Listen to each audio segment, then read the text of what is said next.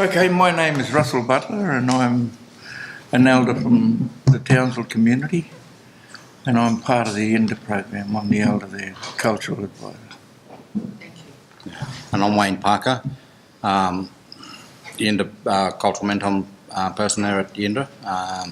Work closely with the young people in the community and their families and the youth justice and also the high risk youth court as well. Thank you. So, happy to take your presentation now. Okay. Yes, our program started a couple of years ago. We're taking small steps at the moment with our program. We've like I said, we deal with a lot with high risk youth court and that, and with their families and youth crime, especially with the young Indigenous people around this community and surrounding areas.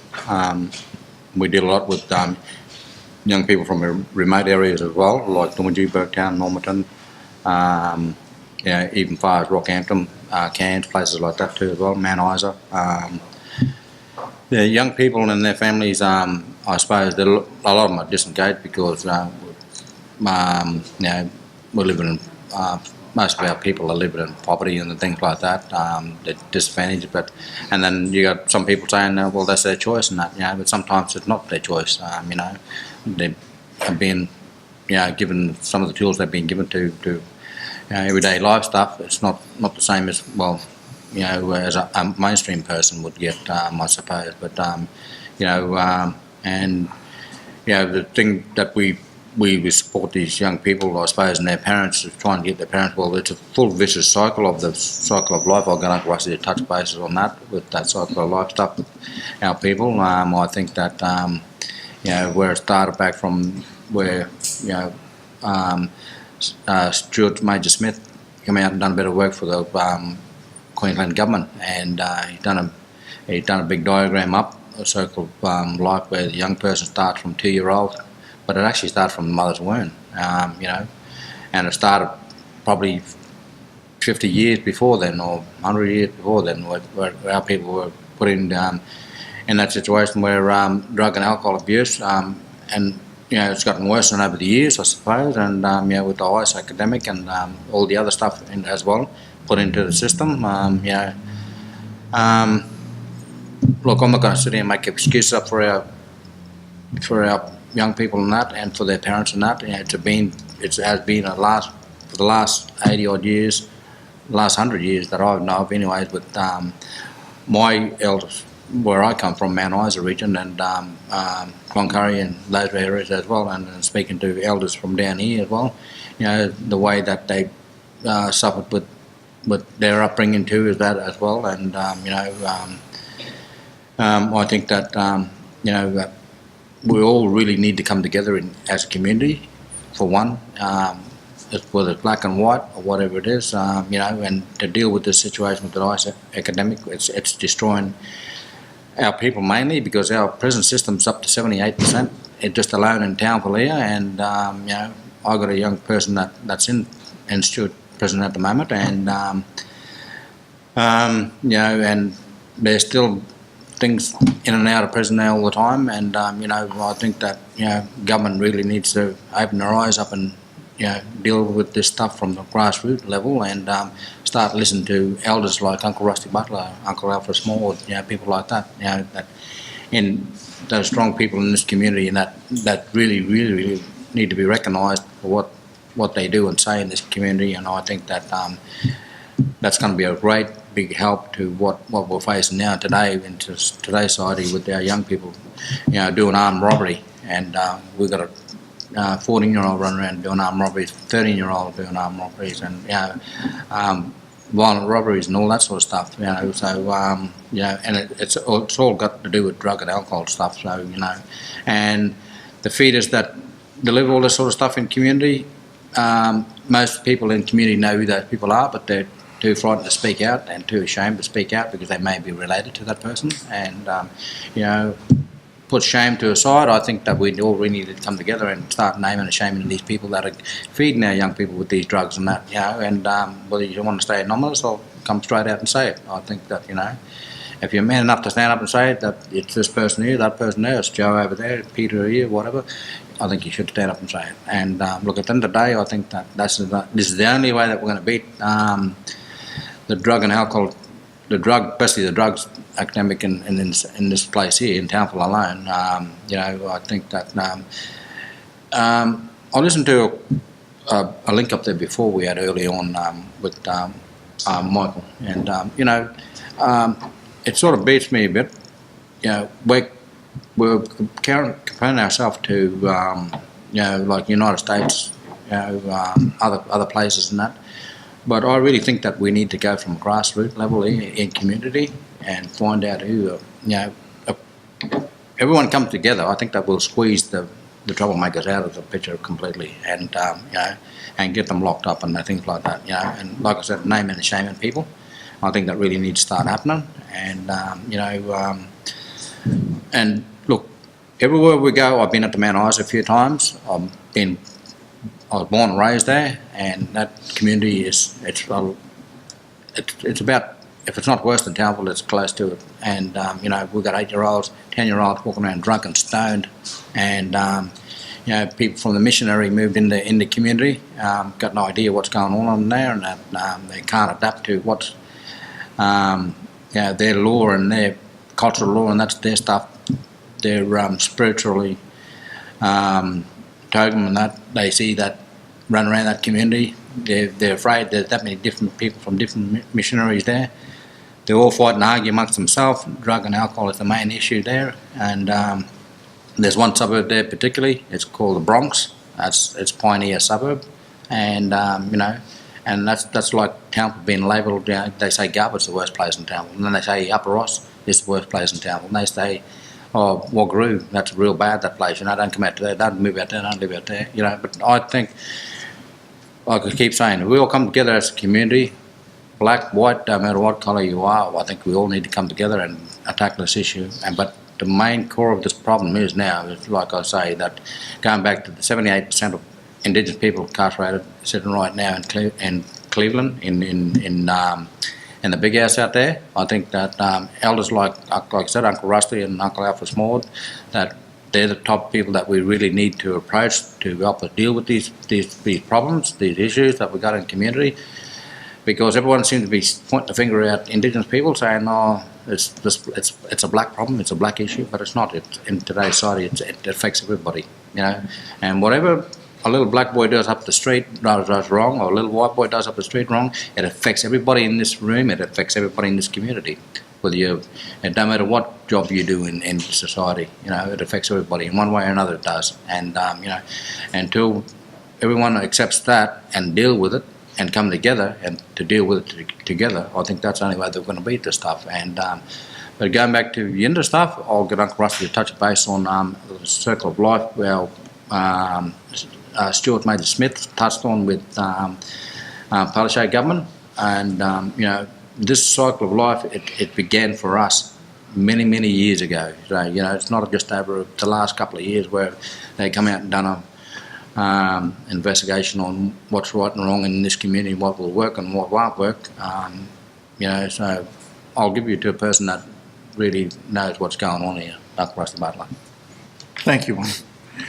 Yeah, so talk about that cycle of life. That cycle of life is where you begin your life and look at the bottom of the circle, and then you go through life and you come up, and I tell those kids, this is where you are right now. What do you want to be after you reach 15 or 12 or whatever? You've got to have some sort of goal setting. I feel the major thing that's opposing everything that we do is the modern society that's created with this television and the games that they play. Some of them are violent games, and I don't even want to look at it. It's horrible. And they look at these things through via their phone. Every one of them's got a phone. And I say to them, you've got to learn how to put that down every now and then and just walk away from it and become a real person. And then you can look at yourself in the mirror and say, this is where I am on this cycle, on this circle here. because one day I'm going to go all the way around and come down here, and that's where you die. Everyone has to die. I said, in between though is where you have to fit in to this society. Now, being an Aboriginal person, I say to them, you got to understand, I grew up in the bush. Then I was told I had to go to work, so I had to shift from being cultural to go into the modern world and fit into this one. And back in the 50s and 60s, we didn't fit. And I said, you guys can fit in there now, because a lot of people have paved the way for you. But we still get those knockbacks. If you look at the ladder of labour, we're at the bottom rung when it comes to going into employment. If you go in there and there's 3 people, European, Thursday Islander and an Aboriginal. The Aboriginal is the last person they will look at. I don't like telling them that, but they have to face reality. That's what we have to face. We have to face that. That's how life is presented to us. So to rise above that takes a man or a woman. And you've got to rise above all those things that are right in front of you that are going to set you back. Because if you don't, then you're going to get in this rut, and you're going to be ringing your mates up at 9:30 at night saying, which suburb are we going to hit tonight? Then that's when you see these kids walking around the street. Then it comes down to looking at the parents of these children. Parents aren't responsible, so we've tried to target the parents and show them how they should be dealing with these children. And they are children. By the time I got to 15, if I'd said something out of place or I did something out of place, I was smacked, and I guarantee all you old guys in this room know what I'm talking about. And you old ladies too, I must say, you must know how the parents gave you a smack. I mean, it's not about this. I see too many do-gooders today. When you take a child into your house, you don't have to half kill him, but you chastise him, you talk to him and say, I'm going to give you a smack because you did this wrong. Next time it'll be 2 smacks. And I remember I did something wrong one day and I got a good smack. I mean, switchy stick, came off a tree, broke it, bang. I never did it again. Never ever did it again. And I still think about it today, and I try to pass that on to these kids. You can rise above all that. You don't have to be smacked. You can say no. Say no to drugs. Say no to crime. Say no to everything that's there. Try to teach them. And then I take them bush. I try to show them the cultural aspect of living in this world. I was only talking to the high school this morning about climate change, and I said to them, to live in town is very, very hard because you've got electricity all around you. You go out in your backyard and you look up in the sky, and street light here, street light over there, and you can't really see your sky. The sky is... Turn all your lights off and go out there and sit down. And to see that sky is really good. It gives you another feel for your backyard in a city. And I try to, when we take these kids bush, I try to show them that sky. Show them the Seven Sisters, show them the Southern Cross, and the Orion's Belt. Look at it from an Aboriginal perspective and look at it from the European side, or the Greek side, where they look at Orion's Belt and all those other constellations that are up there. It's not easy to get their attention because their attention span, some of them, because of the paint sniffing and and petrol sniffing, the drug taking, it's affected their attention span. So I try to do it really quickly, and then I step aside and go away from them for a little bit, let them think about it. Because if you put too much in their head, they won't listen. So that's what we try to do. But the reality of our cultural side is we show them physically what a spear is, they can use a spear, how to use a wamra, what a boomerang is, what its purpose is, where it comes from, how we make it. And they always say, how long does it take to make this? We never had watches. Time has no bearing on anything that we did culturally.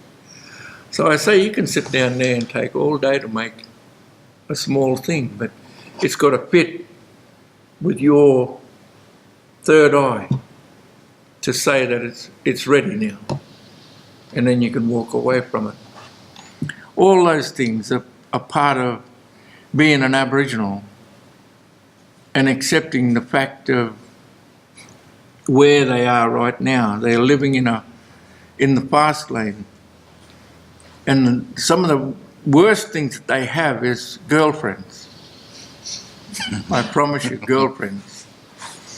And Telstra's doing too good a job with, and Optus, they're doing too good a job with the mobile reception. Because we take a bush, the phone rings, and the girlfriend's saying, oh, we're going out tonight.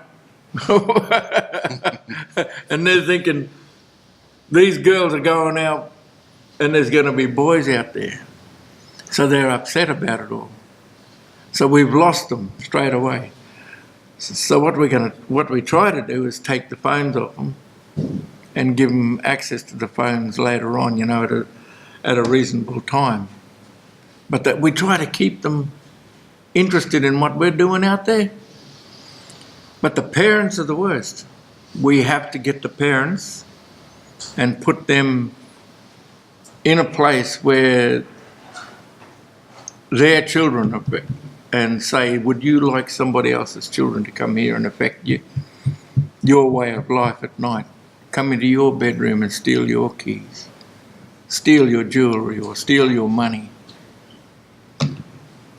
But we don't get access, a real lot of access to these people. We need that access so we can deal with these people because they've got to be made accountable. Well, their children are on the street. These people are at home either drinking or in a club playing the poker machines or taking drugs or whatever, or all three. So that's the fight we have.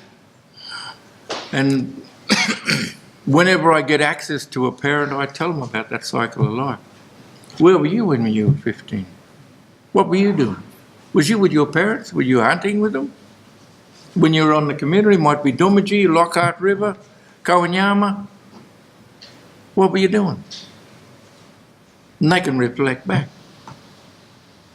And it's like going to a cane farmer, probably around Tully, you know, when we first went to those people and said to them, that creek there beside your farm,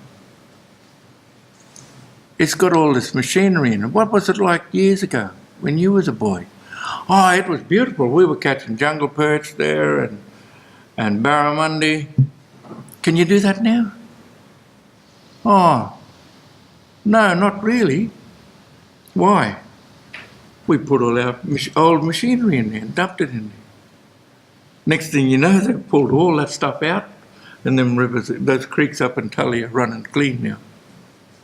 Because they were made aware of the problem that was in their backyard. And they created that problem. And now we've got clean water coming through those places because they've cleaned the area out. It's that simple. It can be not only Aboriginal people, but European people too. Simple, the simplest part. The simplest way to look at life. Look at the life all around you. All the plants, I introduce them to every single plant that's here. And I tell them about how we burn off. When you burn off a good burn, the smoke rises and just goes into a wisp. and then disappears. But when you see the black smoke rising out of a bush, you're burning off the wrong time. You're burning off all our bush foods because all the chemicals that are in those leaves are turning the atmosphere black. All that smoke that's rising is black. It's wrong. You should never burn any treetop because that's all our bush medicines going up in smoke. So you burn clean, wintertime. And that's what we do with the national parks here in Townsville. We tell them, you watch that town common, it'll start burning about June, July. Because we tell them that. You should burn this time of the year. And you won't see jet black smoke rising because all the undergrowth get burned. It affects everybody in the community. All these things. So we try to teach that to the children too. So they can fit into our society.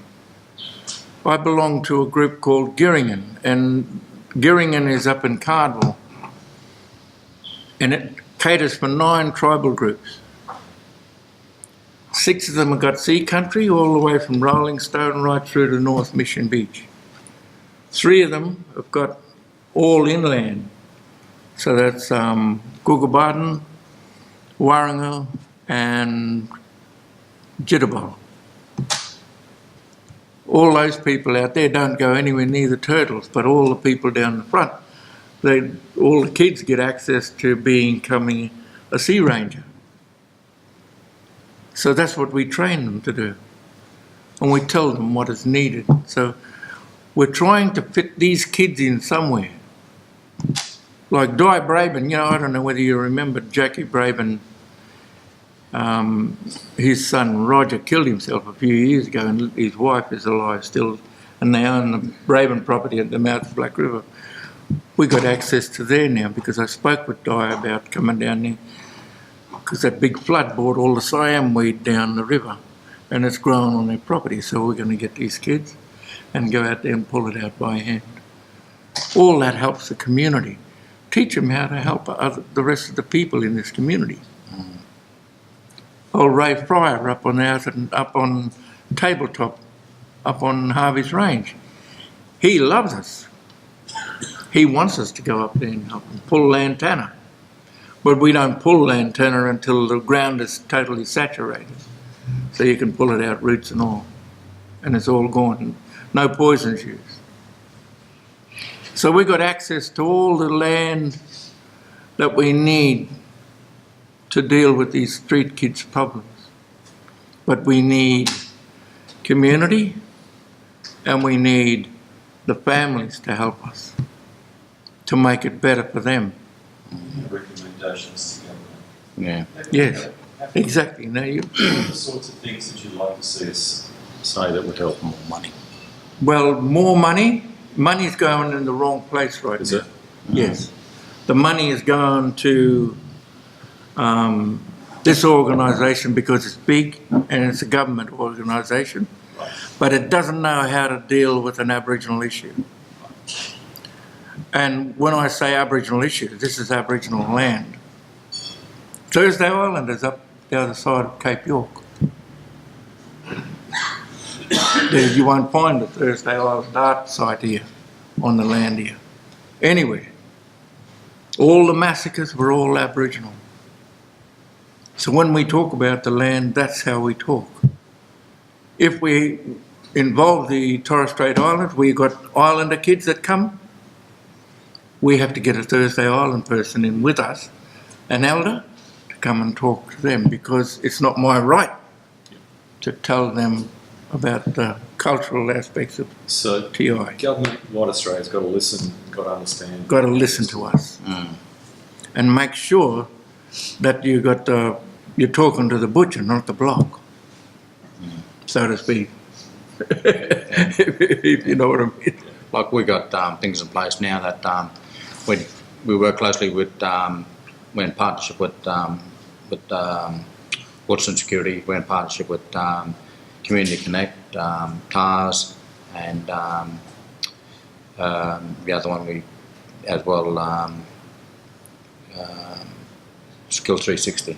Now, those job agencies or their training organisations there, but they help parents too as well to with their numeracy literacy stuff and to try and get some sort of education to do the job that they want to do, like maybe some of them even have got driver's license, they're 50-year-old, you know, some of these parents and grandparents, you know, and well, just basic things they need in life just to move forward, you know, like get from A to B too as well. But having these parents, some of these significant adult, that's a part of these young people's lives, having them involved where helping them move through that transition stuff back to culture, grassroots stuff, with their help, supporting those young people and the significant adult or the parents of those young people. And whether it could be either through training, employment, whatever it is, we support those parents as well and you know, young people to try and get them involved back in education or, you know, with the training or whether it's employment, you know, with civil safety just down the road down here. They've been helping us with training out there with the young people. We put about 5 young people through a course there early last year, and you know, we actually had those young people went through the training course. They had to do with a bit of stuff out on a mine site. They went through the 13-week program. They completed that program within 7 weeks. So, you know, and they blown away. A lot of the adults who were in that class, and you know, so I think that some of these kids are a lot smarter than what we think they are, anyways.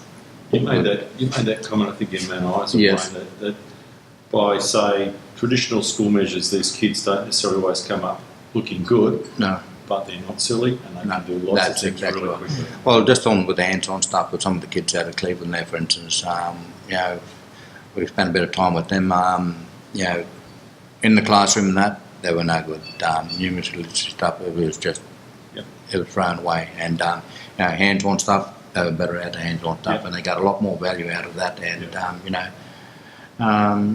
recognised prior learning stuff, I think that, you know, and then plus with the right sort of education, some of these kids are, even some of these kids, I'd say at least 60-70% of these kids got a IQ out of grade 3 or 4, you know, and 15-year-old, 16-year-old kids, you know, we're looking at, and we got some young girls now that are becoming mothers, you know, they're 14. There's one in town the other day that she had her first child. She's just turned 15, you know, and you know, we got children having babies, you know, so you know, just to survive in community and society, and I think that, you know, and the struggle for some of these young people, and look, at not all of them are Indigenous kids. There's some white kids, mainstream kids in Cleveland now talking language from kids from Karanyama. Now learning their language when they, you know, talking lingo in Cleveland there, and some of these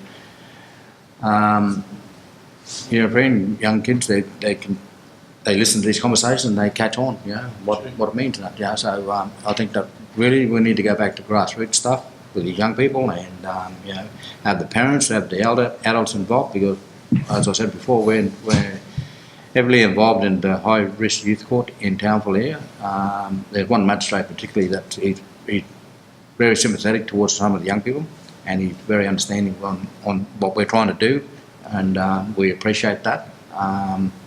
You know, and that's where I said in my statement when I went out to Mount Isa a few months ago with you guys there, you know, in Mount Isa, because it's such a small community, what we're doing here is taking, you know, we're baby steps at the moment, but, you know, we're slowly getting there.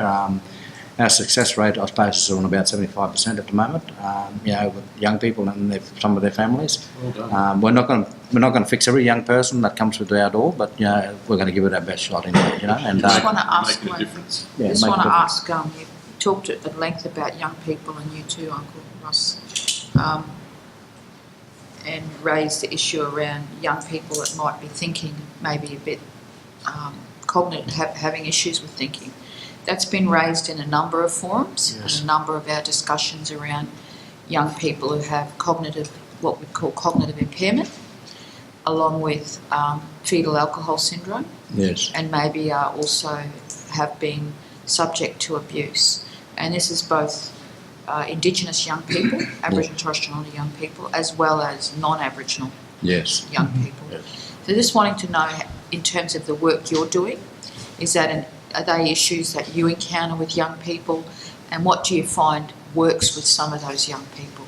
Well, about 3 months ago, or about 2 months ago, 3 months ago, we were in Cleveland. We sat down with about 58 young people, Yeah. and two of them wasn't interested in it, and we sat down and we broke them up into separate groups and that, and with a bit of butcher paper on the ground and that on the floor, and went through and asked them what their likes and what they want to do in life and that sort of stuff, to sort of get to around to what makes them tick, really. And then we found around with that syndrome and stuff you were talking about. A lot of them, they show that, and we could see that, and that's with black and white kids. And we had some young fellas there and girls too involved in our program out there with from Brisbane. They were involved in the program, and from Rockhampton, from Cairns, Karen Yama, a few girls from there, and we identified that problem there now with them, especially, and like I said, it all starts back from the mother's womb, that syndrome stuff, and that big vicious cycle of life with just. I'm not looking for self-pity with our people, but looking for the respect that we deserve, and I think that in the way of life for us, I think that we really need to be to make our mark here, rather than walk alone separately down the road on one side of the road and white Australian walk along the other side of the road. We all need to meet in the middle and attack all these problems in the community together, and that's going to be one powerful tool for everybody here, whether it's here in Townsville, anywhere else. We all need to come together and deal with this issue all together. And going back to the young people in Cleveland, we wrote down some of the things. So, what do you like, George? What do you want to do in life? What makes you happy? I'd really like it, sir, if I had my own place. And another person said, I'd really like it if I had my own electricity, I had my own fridge, I had my own food, I had my own car, things like that. Well, why did the things that you did to get in here? He said, well, I had nowhere to go. I had no support, nothing on the outside, and my cousin over here, or my brother over here, my uncle or auntie over here have been doing the same thing. I haven't seen him for a long time, and I wanted to do it. Well, the young person that we're actually dealing with right now, he's a 12-year-old. He was on 68 charges, or 60-odd charges, and they were dropped. We got him enacted with the NDIS program. We're still trying to link him up with that. But in the meantime, there was that many red tape rubbish that's happening with child safety that stopped that young person moving forward to go and visit his family back in Cairns. Now, that young person also was a witness of his father killing his mother, and his father's in jail, and the only living relative that he's got, the head of the family, is his grandfather. He lives in Cairns, and we were trying to get that young person up to Cairns to see that.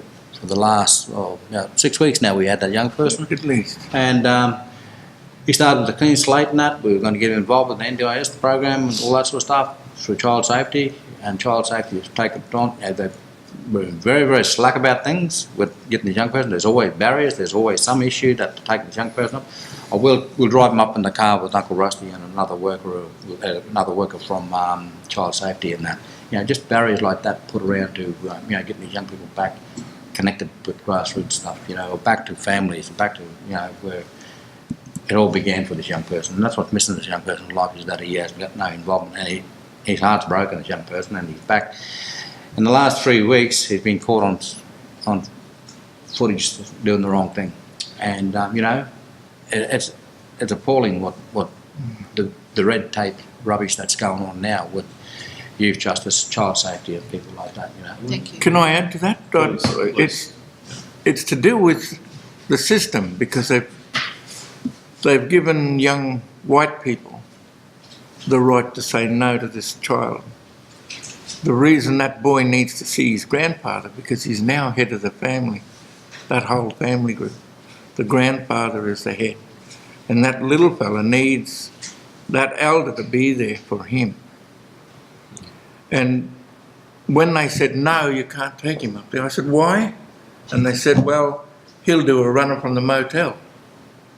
That's ridiculous. So I said, well, different scenario. We take him up to Mission Beach. We stay at Mission Beach. When the morning comes around, we take him to Cairns. He spends the whole day with his grandfather. Then we come back to Mission Beach. He doesn't run away from anywhere. And they said, oh, we never thought of that. So their thoughts aren't in the right place. These are people who are not caring about the child that they got. They're dealing with someone they don't really need to deal with because they're getting paid big money. They're taking up a space that should be an Aboriginal job.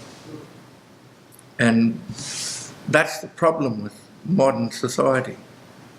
We're having all these people who say, all these do-gooders who say, oh yeah, I can do this. But they're not doing a very good job and they're getting paid top dollar here. And that's where that money is going to. It's not going to the right place. So we come up with a suggestion to take him somewhere else and sleep there and then take him up to see his grandfather and come back. That gives that boy a base to work on. He's then got to ask that grandfather, where do I fit into family here? Have I got cousins or have I got all these people? None of those European people in that office there could do anything like that. That only comes from the head of that family.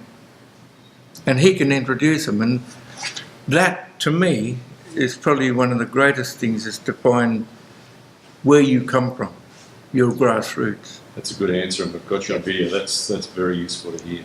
Yep. Wrap it up. Yep. We've just got a couple of minutes left. Is there a comment from the floor? We've got time for one comment. Yeah, just what Russell was talking about, that, and Wayne was talking about the grandparent and that young fella.